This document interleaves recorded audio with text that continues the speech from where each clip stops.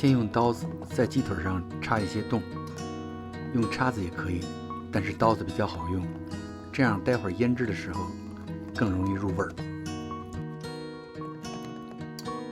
这是10个鸡腿，先加2大勺孜然粉，半大勺辣椒粉，喜欢辣的朋友可以多放，1小勺胡椒，半大勺盐，半小勺糖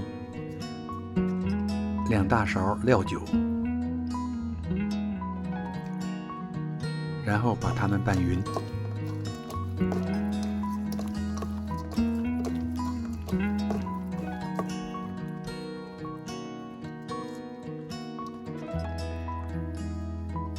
最后加些橄榄油或其他的食用油，目的是为了锁住味道，还有在烧烤的时候不会沾烧烤的篦子。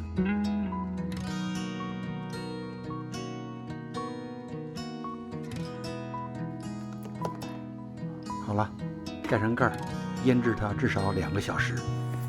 今天请了这个烧烤的专家，来帮着一起分享烤鸡腿的经验。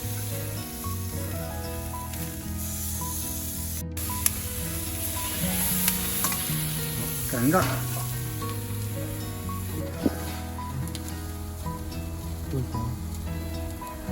稍微小一点的火啊，因为鸡腿容易熟，否则的话外边就糊了就不好。好，温度要保持在华氏300到350之间。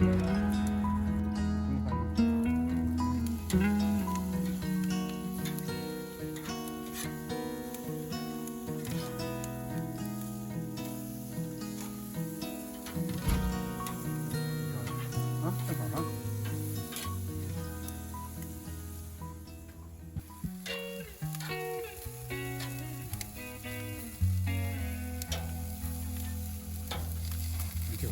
不粘。烤鸡腿时要注意保持温度，勤翻动，这样鸡腿就不会烤糊，也不会粘篦子。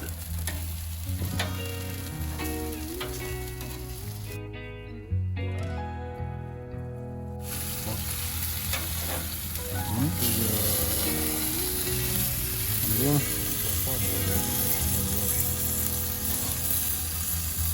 烤得挺漂亮啊，挺均匀。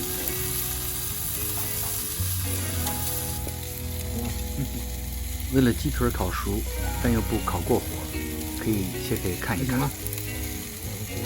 我还欠点火这个。像这种情况，再烤1-2分钟就可以了。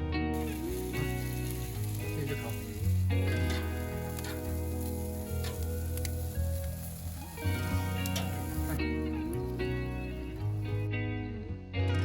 烤好了，烤的火候正好，看颜色很漂亮，当然味道更好吃。